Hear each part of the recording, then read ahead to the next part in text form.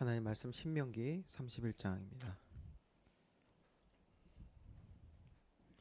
신명기 31장 24절부터 30절까지 우리 한 절씩 교독하겠습니다. 신명기 31장 24절부터 30절입니다. 모세가 이 율법의 말씀을 다 책에 써서 마친 후에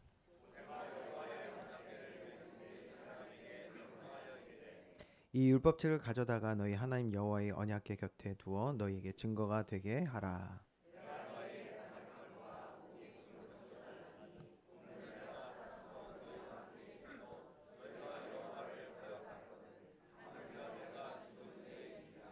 너희 지파 모든 장로와 관리들을 내 앞에 모으라. 내가 이 말씀을 그들의 귀에 들려주고 그들에게 하늘과 땅을 증거로 삼으리라.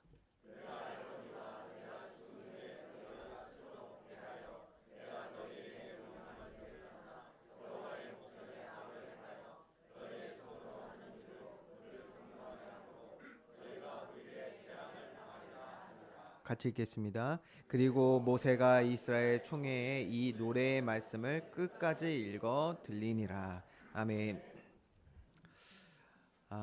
2023년도 마지막 날, 또 마지막 주일 예배를 함께 드리게 되었습니다.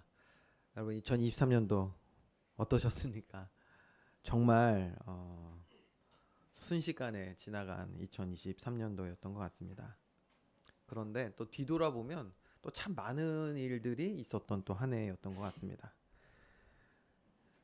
오늘 이 자리에 우리 함께 예배함이 하나님의 큰 은혜인 줄 믿습니다. 우리가 지난 시간에 함께 나눴지만요, 한 해를 돌아볼 때 우리를 가장 사랑하시는 하나님 아버지는 우리에게 가장 필요한 것과 또 가장 좋은 것을 주시는 그런 하나님이십니다. 그 하나님의 은혜와 사랑을 기억할 수 있는 저와 여러분 되기를 주님의 이름으로 축원드립니다. 그러기 위해서 우리가 바로 깨달아야 하는 것이 있죠. 바로 하나님의 은혜와 사랑은 변치 않는 영원한 것이라는 것입니다. 변치 않아요. 영원합니다. 과거에 잠깐 있었다 끝나는 것이 아니라 오늘도 내일도 영원한 하나님의 은혜와 사랑. 다시 말하면요, 이 말은 우리에게 허락하신 모든 시간 속에 우리를 향한 하나님의 사랑과 은혜가 없었던 적이 없다는 얘기죠. 그런데요, 왜 우리는 그런 하나님의 은혜와 사랑이 우리에게 있음을 지금 우리가 고백하면서도 범사에 감사할 수 없을까? 왜 우리는 하나님의 은혜와 사랑을 기억하지 못하나? 우리 지난 시간에 질문했잖아요. 마지막 우리에게 주신 하나님의 은혜와 사랑은 언제입니까? 이제는 제대로 대답을 하시네요. 지금 바로 이 순간. 왜요? 우리는 영원이라는 시간을 사실 살아가고 있어요. 영적 존재잖아요. 육신의 몸을 입고 있지만 우리의 하나님 아버지의 사랑은 변치 않는 영원한 사랑이거든요.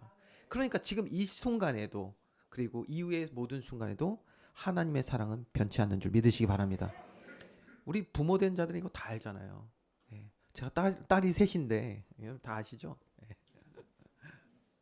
제가 얼마나 그 아이들 사랑하는지 사랑합니다. 그러니까 언제든지요, 그 아이들에게 필요한 거 좋은 거 주기를 원하죠. 이렇게 하나님의 사랑도 우리를 향한 아버지의 사랑은요 영원한 것인데 왜 범사에 감사할 수 없고, 그렇죠? 또 하나, 하나님의 은혜와 사랑을 기억하지 못하는 이유는 무엇입니까? 왜 그럴까요? 그것은요, 우리가 하나님의 은혜와 사랑이라고 하는 것을 내 지식과 경험, 여기에 충족되는 육신적인 보이는 응답에서만 반응하고 있기 때문입니다. 무슨 말인지 이해가 되시죠? 우리가 하나님의 은혜와 사랑이라고 말하는 것은, 기억하는 것은 영원한 하나님의 나와 함께 하신 아버지의 존재가 아닌 그분이 전능하시다니까 나에게 어떤 응답을 주고 우리가 육신으로 반응할 수 있었던 그 순간에만 그것이 하나님의 은혜와 사랑이라고 우리가 기억하고 있기 때문이에요.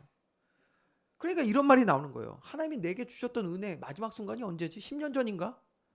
어떤 사고가 있었을 때인가? 내 건강에 문제가 있었을 때인가? 아니라니까요. 그거는 우리의 육신에서 반응일 뿐인 거예요. 우리 육신의 기억인 거예요.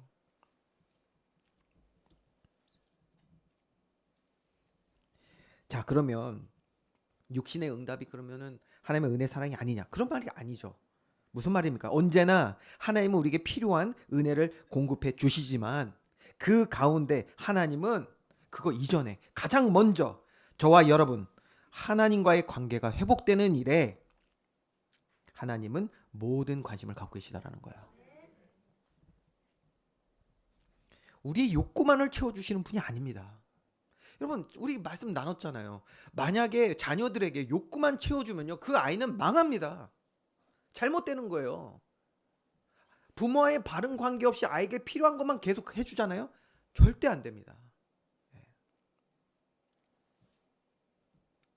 아, 요즘 보면요, 이게 문화가 잘못돼 가고 있는데 사람 사는 이야기를 많이 다뤄줘야 되는데 뭐 개, 고양이 다루는 얘기가 참 많아요. 근데 그거 보면서도 참 교훈이 되는 게 많이 있죠.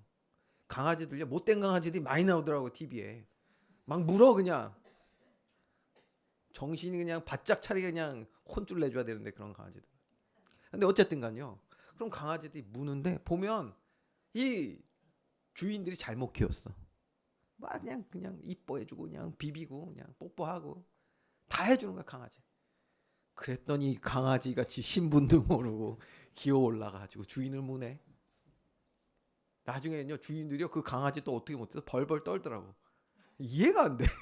왜 그러고 있는 거예요? 예.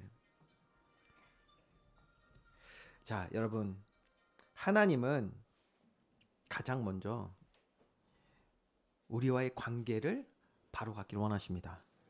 우리의 욕구만을 채워주시는 분이 아니란 말이에요. 그래서 하나님은 저와 여러분이 하나님과의 관계 회복하는 일에 뭐한다? 우선순위를 주시는 거예요. 우선순위.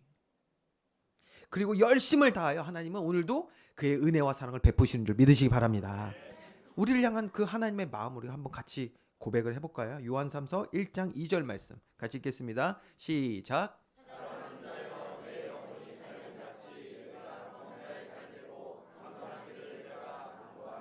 아멘. 하나님은 우리와 하나님과의 관계가 먼저 바로 되기를 원하시는 거예요. 우리 영혼이 잘 되기를 원하신단 말이에요.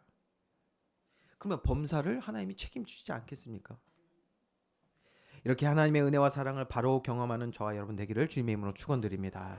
그러면 놀라운 변화가 일어나요. 어떤 변화? 말씀이 들려지기 시작해요. 하나님의 관계가 바로 되면 말씀이 들려지기 시작해요. 이게 놀라운 변화예요. 네. 1부 때도 이런 예를 드렸는데 이런 말이 있습니다. 10번 찍어 안 넘어가는 나무 없다. 네, 10번 찍어서 연애를 할 때 말이에요. 좋아하는 이성을 발견한 거예요. 근데 싫대. 거절당합니다. 다시 도전하는 거예요. 그래서 나온 말인가 봐요. 10번 찍어 안 넘어가는 나무 없다. 네, 근데 요즘 보니까요. 안 넘어가는 나무들도 있는 것 같아요.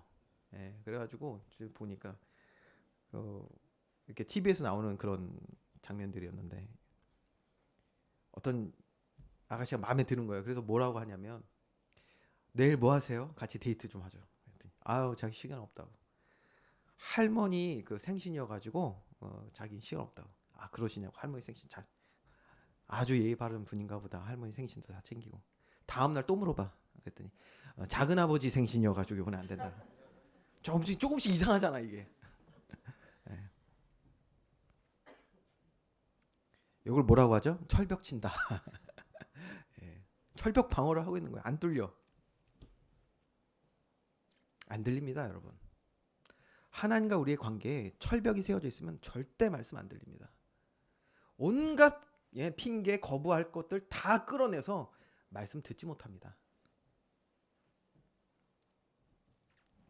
여러분, 하나님과의 관계, 왜 하나님이 여기에 우선순위를 두시냐? 교제를 해야 되거든요, 하나님과. 하나님과의 교제가 회복될 때, 관계가 회복되기 시작하면 말씀이 들려지기 시작한다니까요. 저 원로 목사님이 그런 얘기를 예전에 많이 하셨어요. 한국말을 하고 있는데 사람들이 못 알아듣는다. 이해가 되시죠? 우리 안에 철벽이 쳐져 있는 거예요. 하나님 말씀이 들리지 않는 벽이 있었던 거예요. 그러니까 거부하고 있는 것이죠. 말씀이 들려지기 시작하면 우리의 지식과 경험이 새로워지는 놀라운 변화가 일어나거든요. 그러면 말씀을 이제 가까이 하고 싶어져요. 말씀을 가까이 하고 싶어. 듣고 싶어져요. 예배가 기다려지고요. 또 성도들과 함께 교제하며 하나님 주신 사랑과 은혜를 함께 나누는 것이 너무 기뻐져요. 이런 축복 누리는 저와 여러분 되기를 주님의 이름으로 축원드립니다. 자, 1부 때도 말씀드렸으니까 2부 때 얘기하죠. 올해 전도회 모임들을 아주 활발하게 잘 하신 것 같아요. 너무 감사하죠. 내년에 조금 또 변형해서 하려고 하는데 그래서 올해 이제 1월 달 되면은 수고하신 분들 이제 시상도 하고 하는 시간이 있을 건데 가장 오래 모임을 활발하게 잘한 전도에 제가 시상을 합니다. 야, 이렇게 서프라이즈를 해야 제가 원래 서프라이즈를 좋아합니다. 예. 작년에는 이제 우리 교회 그 신앙 도서 많이 읽으신 분 제가 시상했었는데 올해는 전도회 모임 잘한 전도회에다가 회식 한번 거하게 하시라고 제가 하려고 합니다. 자, 이렇게 우리의 지식과 경험이 새로워지면 변화가 일어나는 거예요. 말씀을 가까이 하고 싶고 예배가 기다려지고 또 성도와 교제하는 것을 기뻐하게 되는 것입니다.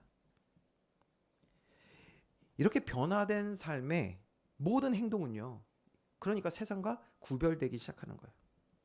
성도의 교제만 해도 옛날에는요. 세상 친구하고 보내는 게 세상 얘기하는 게 더 재밌었는데 아니요. 이제는 하나님의 성도로 함께하는 시간이 너무 좋아요.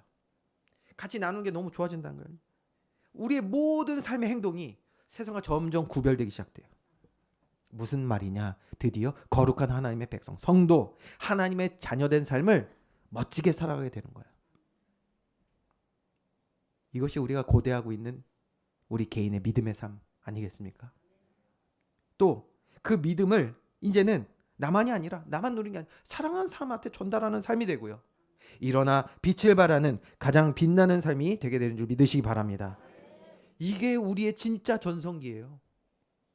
가장 빛나는 시간이 오게 되는 거란 말이에요. 전성기, 빛나는 시간. 오늘 본문의 말씀을 통해서 모세가 이제 마무리를 생애를 마무리하는 이제 장면들을 보게 되거든요. 마지막 설교하는 장면이 이제 우리가 보는 내용들인데요.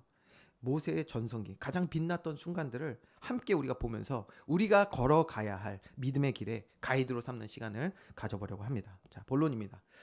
신명기 31장 2절 말씀 보면 우리가 지난 시간에 봤죠. 그들에게 이르되 이제 내 나이 120세라. 120세. 예. 아주 이제 나이가 많아진 것이죠. 내가 더 이상 출입하지 못하겠고, 이 말은 기력이 세서 이스라엘 백성을 이끌 수 없다라는 뜻이에요.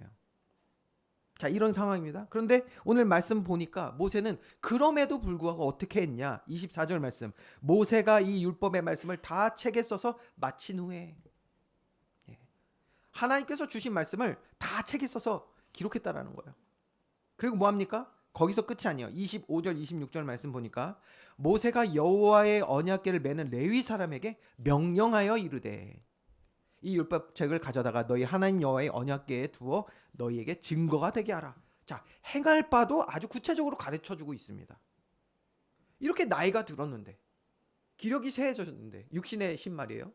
그럼에도 불구하고 이렇게 자신이 해야 될 일들을 끝까지 열심히 하고 있는 모습을 보게 됩니다. 그리고 나서 27절, 여기서 끝이 아니에요. 27절 말씀 여러분이 한번 다시 읽어볼까요? 27절 시작.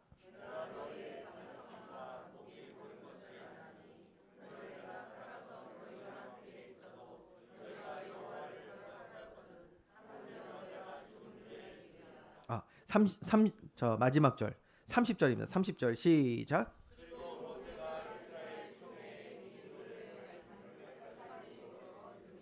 자, 보세요. 모세가 뭐 합니까? 기록도 하고요. 그 나이에 기록도 하고 또 가르치고요. 열심히 가르치고 거기에 더 나가서 그 말씀, 기록한 말씀을 끝까지 이스라엘 백성에게 전했다라는 내용이 기록되어 있습니다. 그러니까 모세도 시편 비슷한 걸 쓴 거예요. 주신 그 율법의 말씀들을 이렇게 노래로 기록해서 읽어줬어요. 그 내용이 낭독하면서 읽어준 내용이 이제 32장의 내용으로 이제 쭉 나오게 됩니다. 그러니까 내용은 뭐냐면요. 우리가 지금까지 계속 봤던 내용들이에요. 이스라엘로 하여금 하나님의 말씀을 다시 듣고 마음에 새기게 하기 위하여 끝까지 말 그대로 자신의 사명을 끝까지 감당하는 모습을 우리는 모세를 통해서 보게 됩니다. 생명 다하는 그날까지 모세는 이렇게 하나님께 쓰임받는 능력과 권세의 종으로 삶을 살았다는 것이죠. 이게 얼마나 영적으로 지금 강건한 모습인지. 그렇죠? 정말 하나님께 끝까지 쓰임받는단 말이에요. 그러면 모세는 처음부터 그랬냐? 예, 우리가 잘 아는 바와 같이 그렇지 않습니다. 그의 인생을 우리가 오늘 이 시간 다시 잠깐 살펴보는 시간을 가질 건데요. 어떻게 이렇게 끝까지 하나님의 장중에 붙들려 쓰임 받는 자가 되었는지 우리 모세의 삶을 이제 살펴보겠습니다. 첫 번째, 모세는요. 출애굽기 2장 1절에 보니까 이스라엘 백성 레위 지파의 사람이었습니다. 그렇죠? 그는 이미 복중에 하나님의 백성으로 택함을 받은 자였다라는 뜻이죠. 그런데 우리가 그 모세가 이제 애굽에서 태어난 당시의 상황을 우리가 알지 않습니까? 이제 야곱의 가정이 가족이 그 가뭄으로 인해서 애굽으로 올라가게 됩니다. 아들 요셉이 총리를 썼던 애굽으로 올라가게 되죠. 그래서 거기에서 고센 땅에 머물면서 이제 430년이라는 시간을 살아가게 됩니다. 그런데 그때 상황이 우리가 아는 것처럼 이제 애굽에 심각한 핍박이 일어나요. 자세한 내용은 우리가 말씀을 계속 출애굽부터 쭉 했으니까 여러분 하지 않겠습니다. 핍박이 일어나는데 여기에 가장 심각했던 핍박이 뭐냐면 남자 아이를 다 죽이는 살인 정책이 일어났어요. 요때 누가 태어나요? 모세가 태어나요. 그러니까 레위 지파 사람들은 이 아이를 살리기 위하여 그 부모가 어떻게 합니까? 이 아이를 바구니에 담아서 그 고센 땅에 있었던 옆에 있던 나일강에 띄우게 되죠. 나일강에. 그 바구니는 무사히 당시에 가장 힘이 있었던 애굽의 바로의 딸인 공주의 손에 들어가게 됩니다. 그래서 모세는 애굽의 왕자, 양자가 되는 거예요. 예, 우리가 영화로도 알죠. 이집트의 왕자. 그게 바로 모세입니다. 그리고 모세는 그 애굽에서 40년 동안 살아가게 되죠. 거기서 자라게 되는 거예요. 배우고 많은 것들을 접하게 됐겠죠. 애굽에서의 왕자로서의 삶, 세상 그 누구도 부럽지 않을 그런 삶이었겠죠. 모든 게 다 했잖아요. 육신적으로 필요한 거 다 했습니다. 그러니까 어떤 사람이 그러더라고요. 모세의 전성기는 그때가 아니었냐. 애굽의 왕자로 살아갈 때 아니었냐. 그렇게 말을 하는 사람도 있을 겁니다. 그런데 그런 모세에게 불가항력적인 일이 벌어집니다. 우리가 지난번에 금요 기도 시간에 한 분의 간증을 들었잖아요. 대통령 후보로까지 거론되던 분이에요. 근데 그분에게 불가항력적인 일이 일어나요. 마찬가지로 오늘 모세에게 불가항력적인 일이 일어납니다. 어떤 일이냐? 출애굽기 2장 11절 12절 말씀 보니까 모세가 장성한 후에 한 번은 자기 형제들에게 나가서 그들이 고되게 노동하는 것을 보더니 어떤 애굽 사람이 한 히브리 사람 곧 자기 형제를 치는 것을 본지라. 좌우를 살펴 사람이 없음을 보고 그 애굽 사람을 쳐 죽여 모래 속에 감추니라. 모세는 사람을 죽이게 됩니다. 살인자가 돼요. 그런데 이 사실이 많은 사람들에게 이제 전파가 된 거예요. 누구의 귀에까지 들리냐? 이 애굽의 왕 바로의 귀에까지 들려요. 성경에는 자세히 기록되어 있지 않지만 당시 역사서를 보면 그 당시의 바로는 모세를 굉장히 미워했어요. 시기했어요. 권력 다툼이 있을 수 있기 때문에. 그런데 이런 소식이 들리니까 얼마나 또 이걸 이용할 수 있어요. 분노에 차서 모세를 죽이려고 합니다. 그래서 모세는 어떻게 하죠? 미디안 광야로 도망하게 됩니다. 미디안 광야로 도망하게 돼요. 아무것도 없는 거야 이제. 세상 사람들이 보면 완전 망한 삶 맞죠?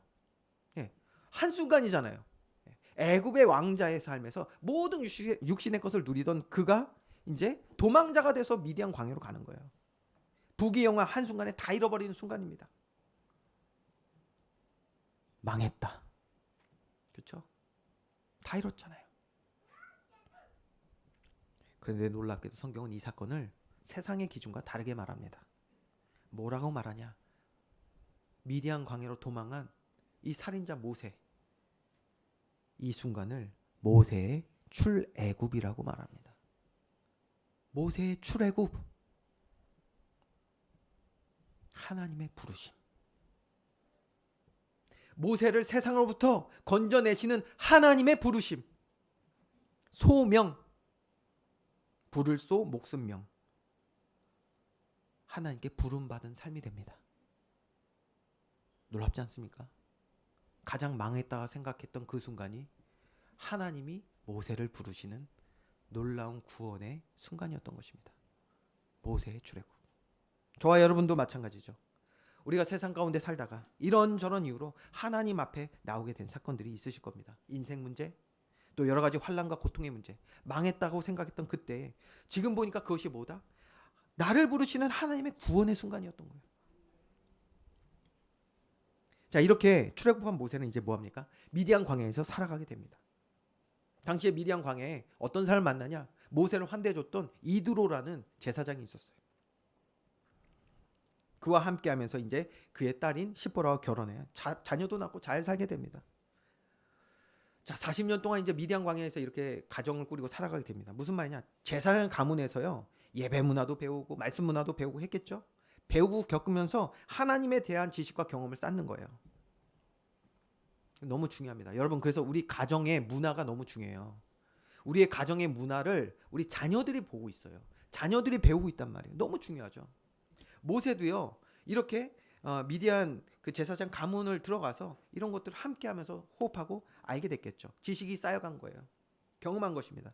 그러던 어느 날 하나님은 이 모세를 부르시는 거예요. 어디로? 호렙산으로.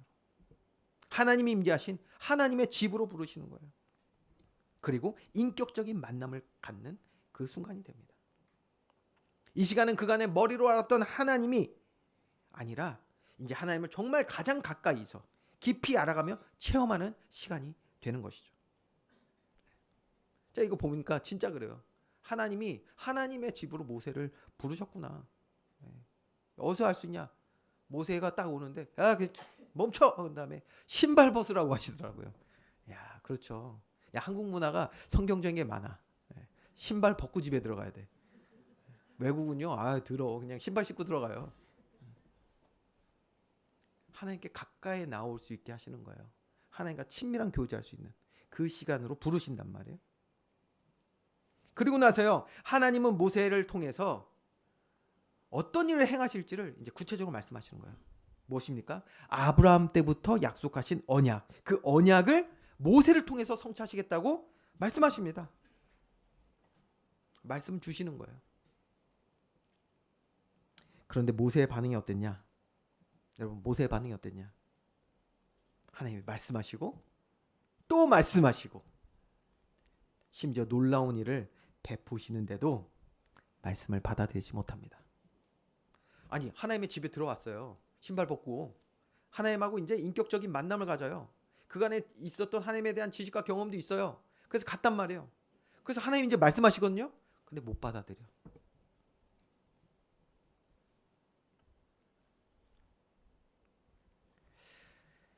하나님이 지금 성취될 말씀, 언약을 말씀하시는데 반응을 못해요. 지금 모세가 오히려 뭐합니까? 온갖 자기 생각, 자기 기준, 자기 지식, 경험 다 나오기 시작합니다. 전부 나와요.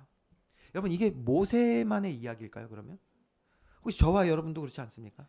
하나님이 오늘 우리를 거룩한 곳, 주님과 만나는 친밀한 교제 시간인 예배로 부르셨는데 우리 역시 하나님 말씀하시고 또 말씀하시고 또 그리고 우리 삶 가운데 말씀의 성취들 보여주심에도 불구하고 우리가 말씀을 받아들이지 못할 때, 반응하지 못할 때 많지 않습니까? 모세가 그랬던 거예요.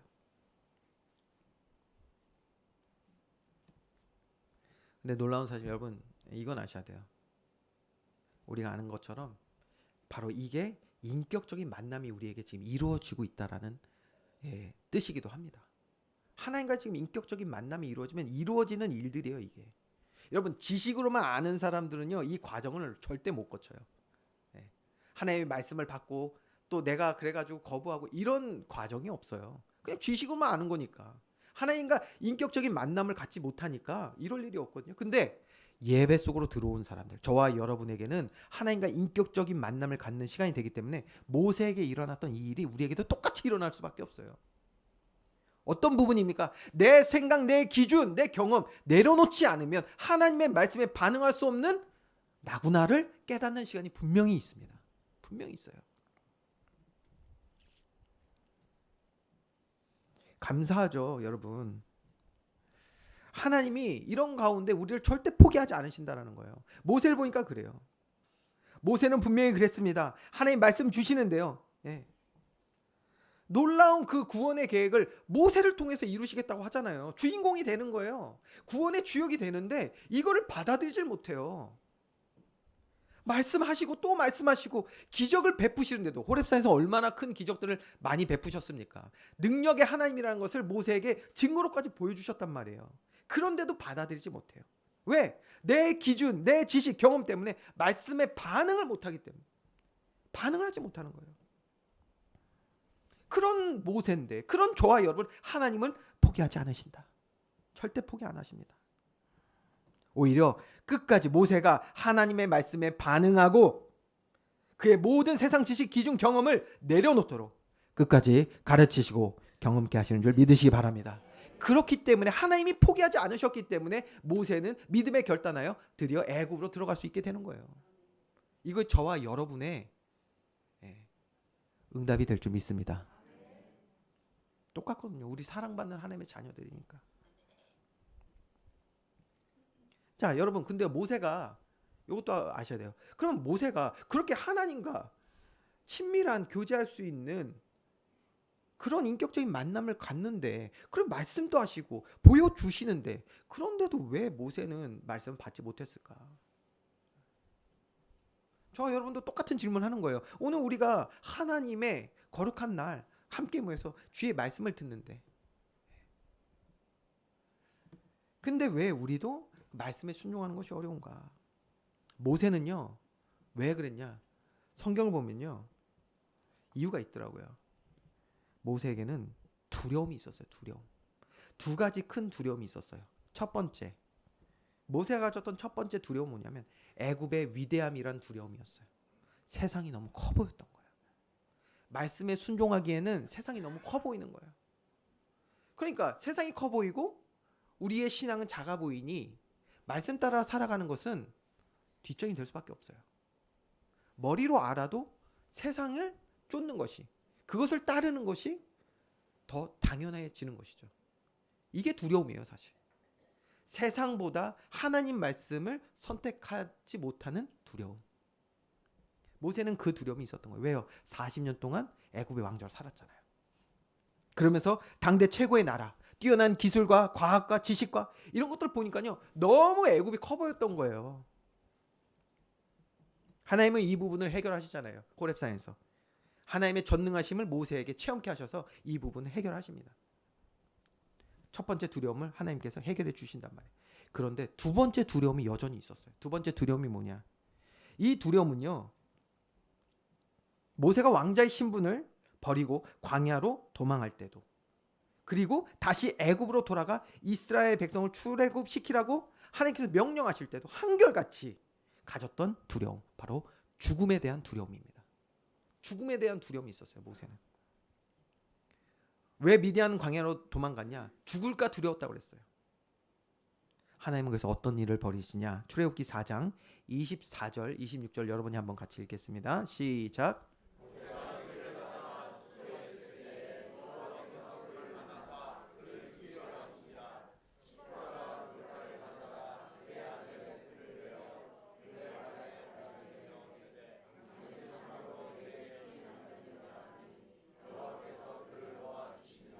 자, 요 상황이 뭐냐면 호렙산에서 하나님 만나고 첫 번째 두려움을 극복하고 나서의 내용이에요. 바로 뒤의 내용입니다. 출애굽기 4장에. 신학적으로 다뤄야 될 내용이 참 많지만 중요한 거. 아무리 강한 애굽의 바로일지라도 생명의 주관자는 누구다? 오직 하나님이신 줄 믿으시기 바랍니다. 모세는 그걸 깨닫게 되는 거예요. 이 사건을 통해서. 이렇게 하나님은 모세를 포기하지 않으시고 그의 경험과 지식을 새롭게 하신 것이죠. 그러니 어떤 변화가 따라옵니까? 이제 그 두려움들을 이기고 마음을 담대하여 뭐 했다? 애굽으로 들어간 거예요. 이게 어떤 변화입니까? 하나님의 명령, 하나님의 말씀에 거부하던, 반응하지 않던 모세가 변했잖아요, 지금. 감정의 변화. 하나님 말씀에 아멘하여 순종할 수 있는 믿음과 담대함을 얻게 된 줄 믿으시기 바랍니다. 그러니까 지식과 감정이 이제 하나님의 말씀에 반응하는 모세가 되었단 말이에요. 그러니 담대히 하나님의 명령에 순종하여 애굽으로 들어가는 거예요. 왜 하나님의 말씀에 순종하는 것이 어렵습니까? 두려움입니다. 두려움. 그 두려움이 어디서 옵니까? 내 지식 경험에서 와요. 지금 세상이 커 보여요. 애굽이 커 보인단 말이에요. 지금 상황이 더 커 보여요. 하나님의 전능하신 보다 커 보인단 말이에요. 그 두려움을 이기지 못하는 거예요. 많은 사람들이 말씀에 순종하지 못하고요. 그러니까 하나님께서 성취될 너를 통하여 너 주인공 되게 해줄게. 너를 통하여 하나님의 영광을 너를 통하여 나타내기 원한다 라고 말씀하셔도 거부하는 거예요. 입이 뻣뻣하니 뭐하니 나는 안 된다느니. 그랬던 모세가 변하는 거 보세요. 놀랍지 않습니까? 놀랍습니다. 하나님의 부르심 소명받은 모세가 드디어 뭐예요? 하나님 주시는 사명을 감당하게 되는 것입니다. 사명을 감당하는 모세에게 하나님은 그렇기 때문에 뭐하죠? 이제 놀라운 구원의 능력과 권세를 그를 통하여 행하신 줄 믿으시기 바랍니다. 저와 여러분이요 사명 감당하게 되는 그 믿음의 사람으로 세워질 때 하나님은 우리의 삶을 통하여 놀라운 일을 행하실 줄 믿으시기 바랍니다. 모세를 통하여 10가지 재앙이 애굽에 임하고요. 모세를 통하여 홍해가 갈라지고요.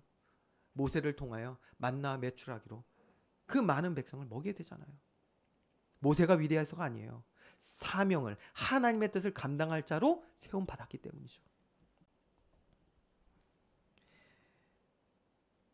하나님이 계획하신 구원 계획의 모세의 사명은 어디까지였냐? 첫 번째, 출애굽하는 거죠. 이스라엘 백성이 출애굽하는 거예요. 두 번째는 그래서 출애굽한 그 이스라엘 백성을 광야 40년을 통하여 이제 하나님이 훈련하시는데요. 그 이스라엘 백성을 교육하는 교육자로서 이제 사명을 감당하게 되고요.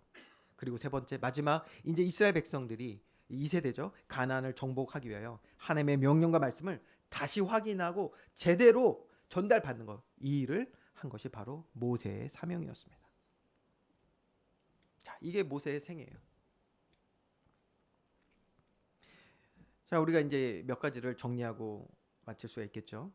사명이란 무엇이냐? 한자 뜻을 보니까 심부름사, 목숨명. 그래서 심부름하는 삶이라는 뜻이에요. 누구의 심부름? 하나님의 뜻과 계획을 이루는 자. 그래서 사명받은 사람은 누구냐면 하나님의 대사가 되는 것입니다. 저와 여러분의 하나님 대사가 된다. 그러면 하나님 나라의 모든 권세 능력이 동원될 수밖에 없는 거예요. 그러니까. 그래서 아무나 사명 감당할 수 있는 것이 아닙니다. 우리가 모세를 통해 지금 본 것처럼 반드시 하나님 말씀에 반응하는 믿음의 사람이 되어야 사명을 감당하게 되는 것입니다. 우리 달란트 비유에서도 보잖아요. 누가 주인의 명령을 따릅니까? 믿음의 사람이에요. 안 그러면요 모세처럼요 처음에 모세처럼 변명한다니까요. 계속. 또 우리 구약에서 보죠. 누구 보냐? 요나.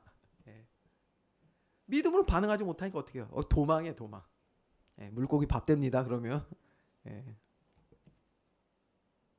지식과 감정이 하나님의 말씀에 반응한 자로 변화되어서 믿음으로 사명을 감당하는 자가 되면 저와 여러분도 모세처럼 존귀하게 사용될 줄 믿습니다. 모세는 이걸 깨달았던 거예요. 사명.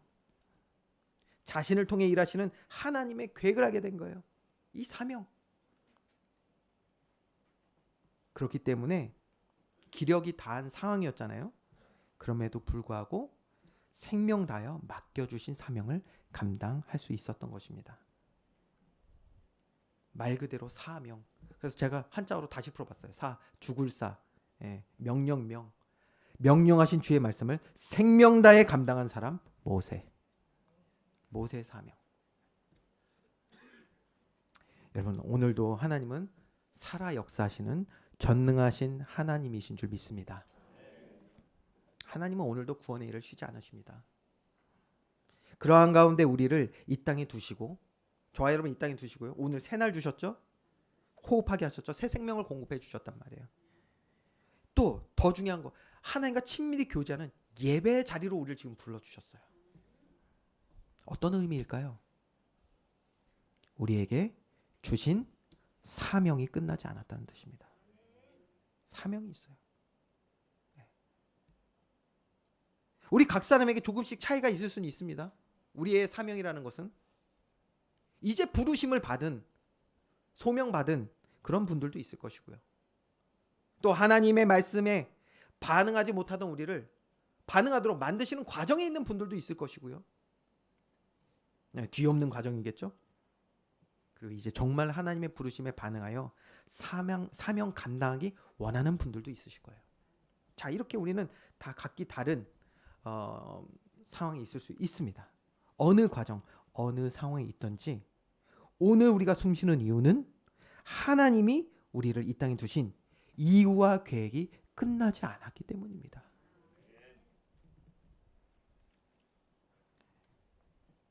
그러니까 이렇게 생각하시면 돼요.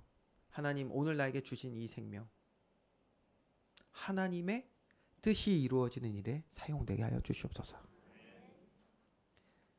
하나님께 쓰임 받는 자, 사명 감당하는 믿음의 사람 되기를 주님의 이름으로 축원드립니다. 결론입니다. 그래서 성경은요, 오늘 이렇게 하나님께 쓰임 받는 사람에 대해서 이렇게 기록하고 있습니다. 네. 너무나도 영광스러운 말씀이 기록되어 있거든요. 다니엘서 12장 3절 말씀 우리 같이 합독하겠습니다. 시작.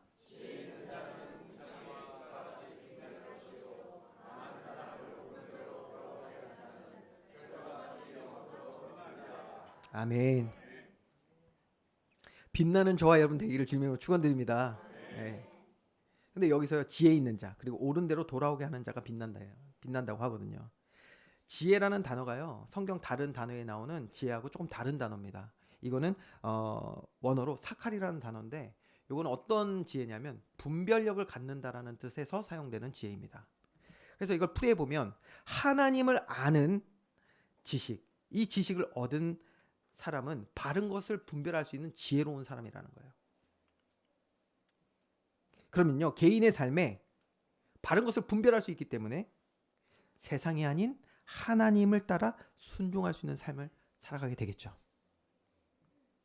이런 삶이 바로 빛나는 삶입니다. 빛나는 삶이에요. 또 이런 사람은요, 어떻게 합니까? 하나님의 선, 즉 옳은 대로 인도하는 자가 된다라고 또 말씀하고 있는 거예요. 우리가 분별할 수 있기 때문에 다른 사람을 이끌 수 있어요. 저와 여러분의 지식과 감정과 우리의 모든 삶이 변화되는 은혜 있기를 주님의 이름으로 축원드립니다. 지혜 있는 자가 되는 거예요. 지혜 있는 자. 그러면 하나님이 우리를 높이 세우시고 사용하신다는 것을 우리는 이 말씀을 통해 알 수 있는 거예요. 믿음의 사람, 하나님 나라의 스타가 되는 거예요. 스타, 빛난다. 요즘 연말이라고 뭐 시상식 많더라고요. 저 아직 안 봤는데 대상 받고 또 하나님 감사합니다 하는 연예인들도 있겠죠. 그거 보면 괜히 뭉클하지 않아요? 야, 저 사람도 예수 믿는구나 이러면서. 여러분, 우리가 갈 하나님 나라에 스타들 되는 은혜 있기 원합니다. 빛날 것이요 영원토록 빛나리라. 여러분 이제 아시겠죠? 모세의 전성기는 애굽의 왕자일 때가 아닙니다. 왕자일 때가 아니라 하나님의 부르심에 반응하여서 하나님 주신 그 사명을 감당하며 하나님께 영광 돌린 그 모든 날들이 모세의 전성기인 줄 믿습니다. 그러니까요, 저와 여러분의 전성기는 언제입니까?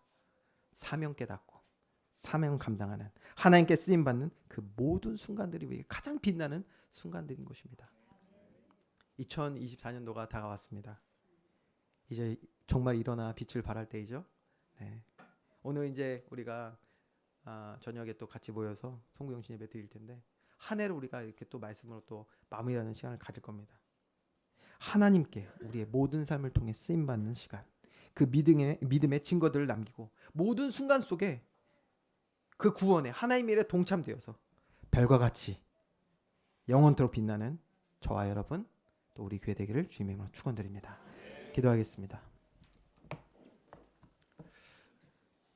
사랑과 은혜가 풍성하신 하나님, 많은 사람 가운데 우리를 택하여 양자 삼아 주시고 부르시고 또 우리와 함께 하시며 말씀 우리를 가르쳐 주시고 바른 길로 인도하시는 그 하나님의 영원한 사랑과 은혜에 감사를 드립니다.